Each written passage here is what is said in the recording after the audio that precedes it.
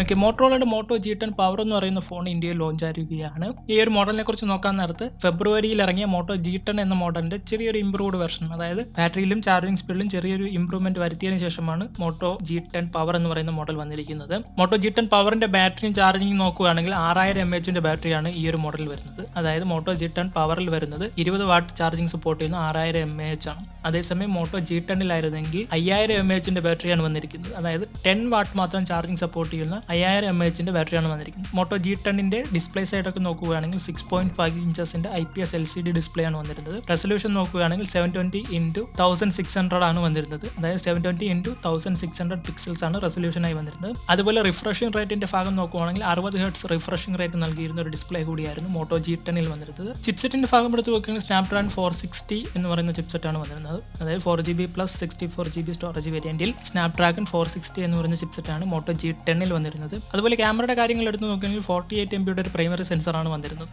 അതിനോടൊപ്പം സെൽഫിയുടെ സെക്ഷൻ നോക്കുകയാണെങ്കിൽ 8 MB selfie ക്യാമറയാണ് മോട്ടോ G10-ൽ വന്നിരുന്നത്. ഒരു സ്പ്ലാഷ് പ്രൂഫ് ഡിസൈൻ ആയിരുന്നു ആ ഒരു മോഡലിൽ വന്നിരുന്നത്. ഇനി മോട്ടോ G10 പവറിന്റെ സ്പെസിഫിക്കേഷൻസ് നമുക്ക് കുറച്ചുകൂടി ഒന്ന് ഡീറ്റെയിൽ ആയിട്ട് നോക്കുകയാണെങ്കിൽ 6.5 ഇഞ്ചസിന്റെ HD+ ഡിസ്പ്ലേ ആണ് വരുന്നത്.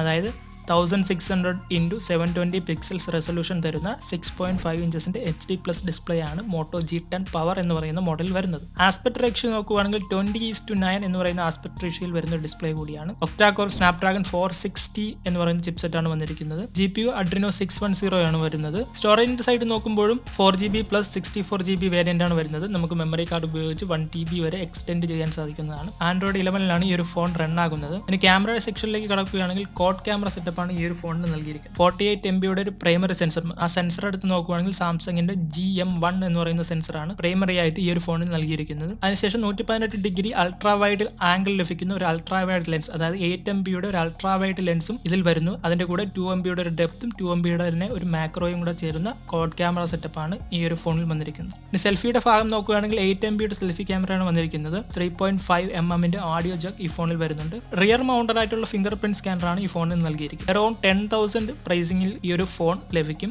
അതായത് മാർച്ച് 16 മുതൽ നമുക്കൊരു 10,000 രൂപ അടുപ്പിച്ച് ഈ ഒരു ഫോൺ വാങ്ങിക്കാൻ സാധിക്കും. ഫോണിന്റെ വെയിറ്റ് നോക്കുകയാണെങ്കിൽ 220 gram ആണ് വരുന്നത്. IP52 സർട്ടിഫൈഡ് ആയിട്ടുള്ള ഒരു ഫോണാണ്. അതായത് വാട്ടർ റെസിസ്റ്റന്റ് ആയിട്ടുള്ള ഒരു ഫോൺ കൂടിയാണ്. 4G ആയിരിക്കും സപ്പോർട്ട് ചെയ്യുന്നത്. നെറ്റ്വർക്ക് ബേസ് നോക്കുകയാണെങ്കിൽ ബ്ലൂടൂത്ത് 5.0 സപ്പോർട്ട് ചെയ്യുന്ന ഒരു മോഡൽ കൂടിയായിരിക്കും. USB Type-C ആണ് ചാർജിങ്ങിനും ഡാറ്റ ട്രാൻസ്ഫറിനുമായിട്ട് വന്നിരിക്കുന്നത്. 20 വാട്ടിന്റെ ടർബോ പവർ ചാർജിംഗ് സപ്പോർട്ട് ചെയ്യുന്ന 6000 mAh ബാറ്ററിയാണ് മോട്ടോ G10 പവർ എന്ന് പറയുന്ന ഈ ഒരു മോഡലിൽ വരുന്നത്. ഇതുപോലുള്ള ടെക് ന്യൂസുകൾ ലഭിക്കാൻ ഈ ചാനൽ സബ്സ്ക്രൈബ് ചെയ്യുമെന്ന് പ്രതീക്ഷിച്ചുകൊണ്ട് ഞാൻ Ameesh and this is the DotHUB. See you guys on the next one.